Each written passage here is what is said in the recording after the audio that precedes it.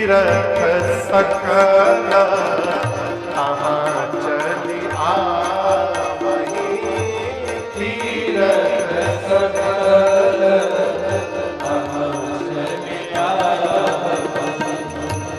नौमी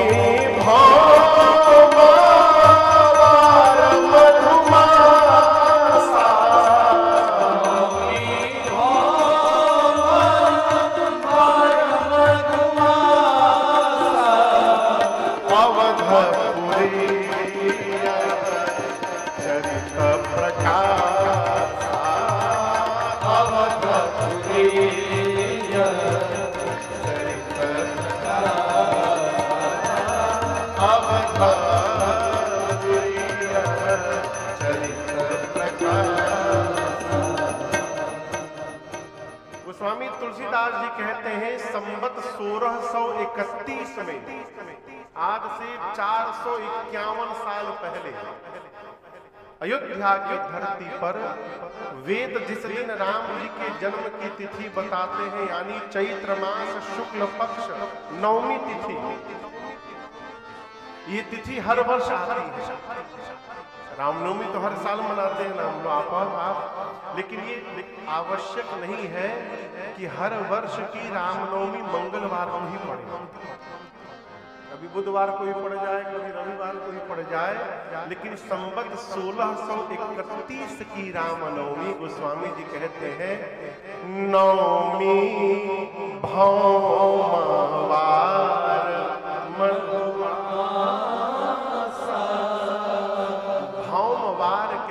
मंगलवार,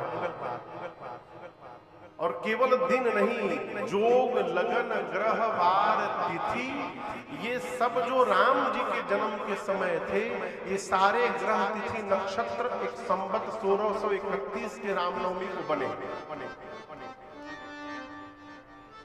हम और आप भारत में बैठे हैं।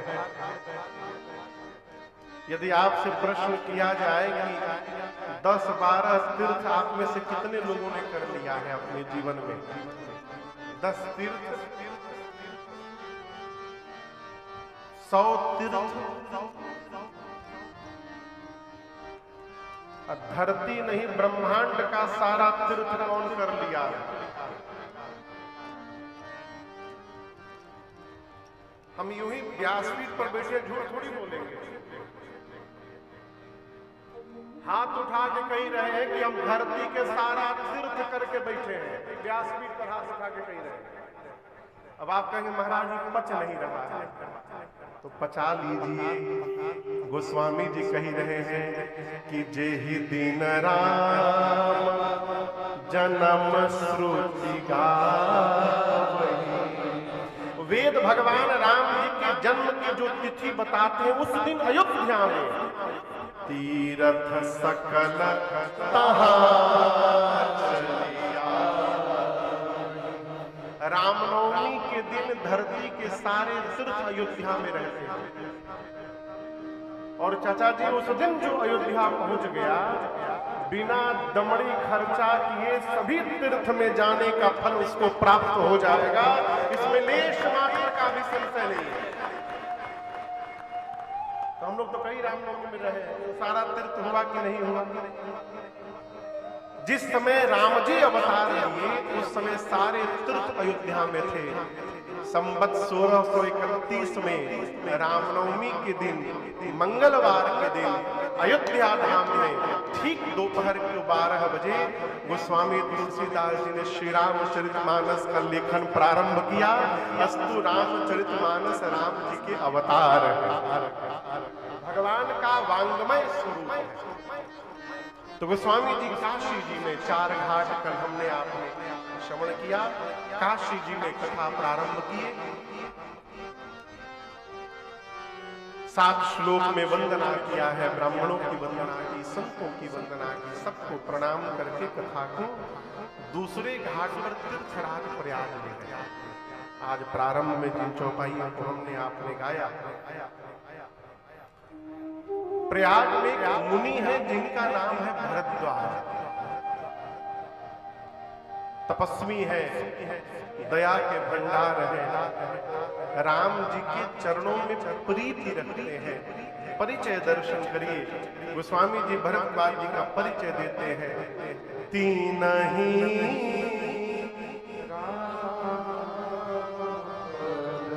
अति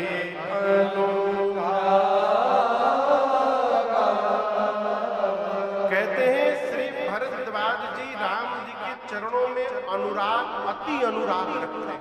क्या रखते हैं? अनुराग बुझाता, अनुराग माने कैसन प्रेम।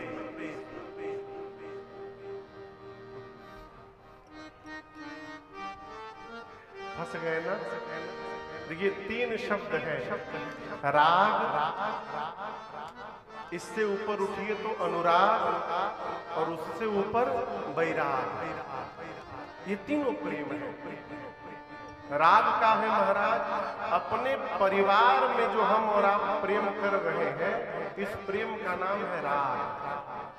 बेटा में, बेटी में, भाई बहन, माई बाप, पति पत्नी में जो प्रेम है, इस प्रेम का क्या नाम है? जोर से बोलिए, राग। ठीक ऐसा ही प्रेम जब भगवान के सगुण रूप में हो जाए, उस प्रेम का नाम है अनुराग। आप समझ रहे हैं? जैसा प्रेम हम भगवान को प्रेम तो करते हैं, लेकिन अपने स्टाइल में, अपने स्टाइल में। बच्चे से जैसा प्रेम है, वैसा प्रेम भगवान से हो ही जाए तो आपको मंदिर जाने की आवश्यकता नहीं है, भगवान आपके घरे आएंगे। मैं उदाहरण दे रहा हूं। छोट लड़का जिस घर में, जिस माँ का छोटा बच्चा हो, 1 साल का, 1.5 साल का, वो बच्चा दोपहरिया में दूध नहीं पियत है ना, तो माँ परेशान हो जाती है। होती है कि नहीं होती है? पीछे पीछे दूध का कटोरा लेके दौड़ती है, दूधवा पी ले, भागती है ना। इस प्रकार की बेचैनी यदि अपने घर के ठाकुर जी के लिए होने लगे तो समझिए अनुराग जग गया।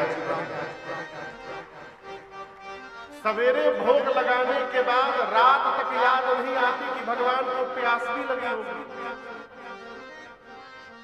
गलत कह रहा हूं, क्षमा करिए। अपने दिन में नहाएंगे 3 बार, ठाकुर जी जन्माष्टमी के दिन, रामनवमी के दिन, साल में 2 बार। ये प्रेम है। भगवान को मूर्ति न मानिए, मूर्ति माने बिन सगुण को जाने बिन। जीवन में जितने किए जब ये यतन सारे निरर्थक है, मूर्ति माने बिन सगुण को जाने बिन। जितने किए भगवान में अपनों जैसा प्रेम जग जाए, इस प्रेम का नाम है अनुराग। ये प्रेम जगेगा कैसे? भजन से, नाम जप से, कथा सत्संग से। अब अनुराग जग गया और भजन करिए अनुराग में रहते हुए, तो दर्शन करिए। अनुराग में तो भगवान के मूर्ति में प्रेम जगा, जब अनुराग में रहकर भजन करेंगे तो ये प्रेम और ऊपर बढ़ेगा और सगुण से निकलकर निराकार में प्रवेश कर जाएगा। उस प्रेम का नाम है वैराग।